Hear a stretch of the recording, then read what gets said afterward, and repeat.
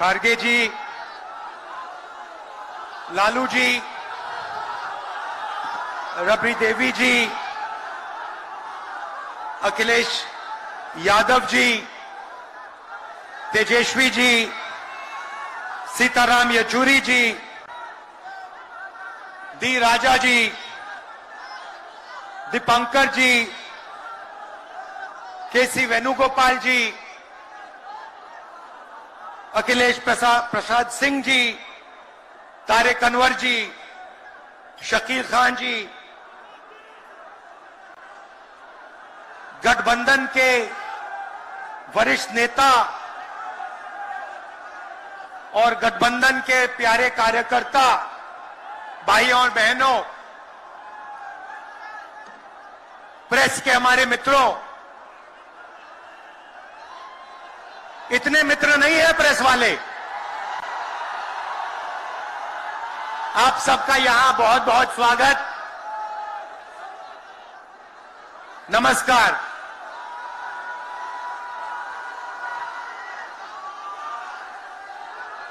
देश में जब भी बदलाव आता है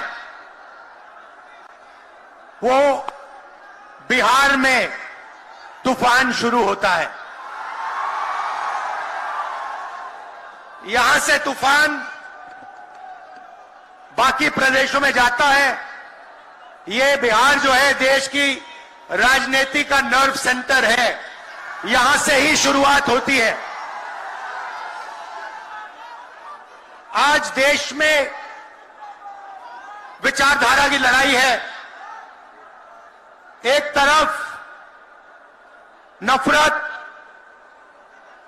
हिंसा, अहंकार और दूसरी तरफ मोहब्बत, भाईचारा और एक दूसरे की इज्जत। जैसे मैंने यात्रा में कहा, अगर आप गठबंधन को समझना चाहते हो, एक लाइन में समझा जा सकता है, नफरत के बाजार में मोहब्बत की दुकान खोलते हैं हम।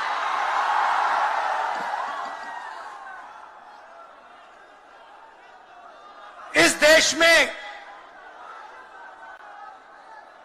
नफरत क्यों फैल रही है? यह नफरत का देश नहीं है, आप सब जानते हो।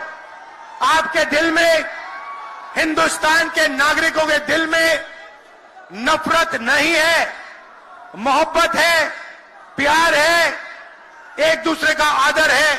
तो सवाल उठता है कि इस देश में नफरत क्यों फैल रही है? भाई और बहनों, नफरत का सबसे बड़ा कारण देश में अन्याय है। अन्याय, युवाओं के खिलाफ अन्याय, आप सबके खिलाफ अन्याय, किसानों के खिलाफ अन्याय, सामाजिक अन्याय, आर्थिक अन्याय। प्रधानमंत्री जी 2-3 बड़े अरबपतियों के लिए काम करते हैं, 2-3 लोगों के लिए काम करते हैं। उनका 16 लाख करोड़ रुपया प्रधानमंत्री ने पिछले 10 सालों में माफ किया है। मैं आपसे पूछना चाहता हूं, उन्होंने हिंदुस्तान के किसान का कितना कर्जा माफ किया? हिंदुस्तान के मजदूरों का कितना कर्जा माफ किया? इसीलिए देश में नफरत फैल रही है। 40 साल से सबसे ज्यादा बेरोजगारी आज हिंदुस्तान में है। क्यों? क्योंकि बीजेपी ने छोटे व्यापारियों को, किसानों को, स्मॉल और मीडियम वाले बिजनेसेस को नष्ट कर दिया है। एक तरफ नोटबंदी की, दूसरी तरफ जीएसटी लागू की। नतीजा यह हुआ, जो लोग इस देश को रोजगार देते हैं, छोटे बिजनेस वाले, स्मॉल और मीडियम बिजनेस वाले, उन सब का काम बंद हो गया। जहां भी देखो बड़े बड़े उद्योगपतियों की मोनोपोली बन रही है। एक उद्योगपति के हाथ में हिंदुस्तान के सारे पोर्ट, एयरपोर्ट, इंफ्रास्ट्रक्चर, डिफेंस की इंडस्ट्री, सारी की सारी नरेंद्र मोदी जी ने एक उद्योगपति को पकड़ा दी। आप लोगों के लिए इस देश में कुछ नहीं बचा है। मैं आपसे सवाल पूछना चाहता हूं, इस देश में पिछड़ी जात के कितने लोग हैं?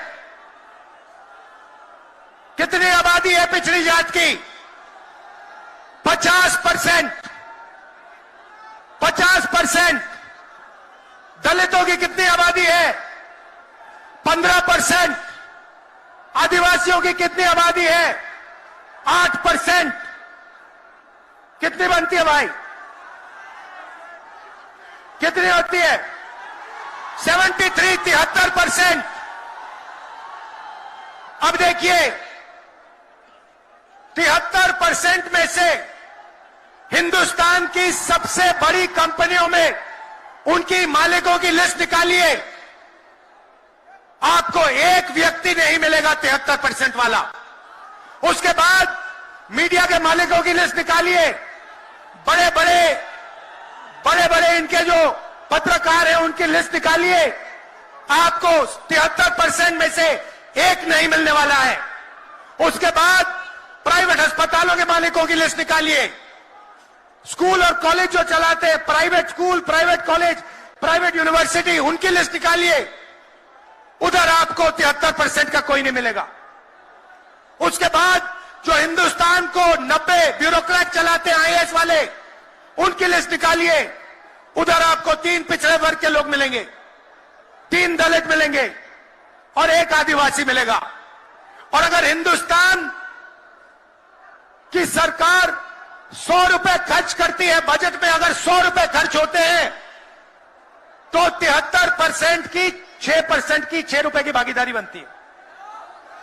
तो ये जो 73% है, और उसमें अगर आप जोड़ना चाहते हो तो गरीब जनरल कास्ट के लोगों को भी जोड़ लो।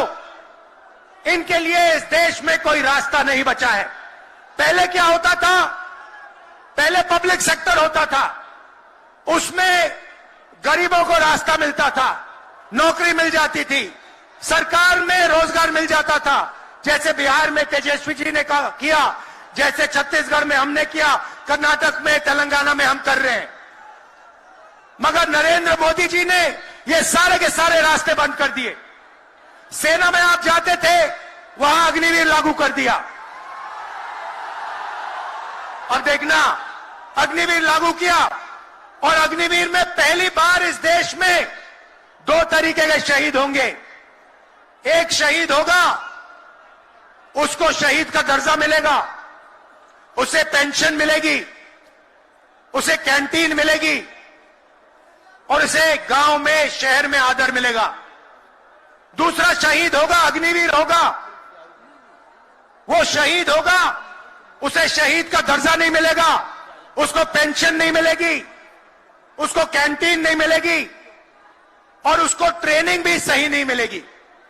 एक तरफ चाइना के सैनिक, पाकिस्तान के सैनिक सालों की ट्रेनिंग लेते हैं, और हमारे युवाओं को नरेंद्र मोदी 6 महीने की ट्रेनिंग देने के बाद उनके सामने खड़े करने की कोशिश कर रहा है। नतीजा आप जानते हो। मैं ज्यादा नहीं बोलना चाहता हूं, क्योंकि लालू जी को बोलना है। ये देखो, लालू जी को बोलना है, मगर मैं सिर्फ ये कहना चाहता हूं, बीजेपी के लोगों को गलतफहमी में नहीं होना चाहिए। हम लोग बीजेपी से, आरएसएस से नहीं डरते। हमें कोई फर्क नहीं पड़ता। हम देश के लिए लड़ते हैं, हम देश के लिए मरने के लिए तैयार हैं, और हम बीजेपी को, आरएसएस को यहां से हटा के इंडिया की सरकार बनाकर दिखाएंगे। आप सबका दिल से बहुत बहुत धन्यवाद। नमस्कार, जय हिंद। शुक्रिया बहुत बहुत राहुल जी। अब मैं आग्रह करूंगा संसदीय अनुभव के धनी भारतीय राष्ट्रीय कांग्रेस के अध्यक्ष मल्लिकार्जुन खड़गे जी वो आए और संदेश दें।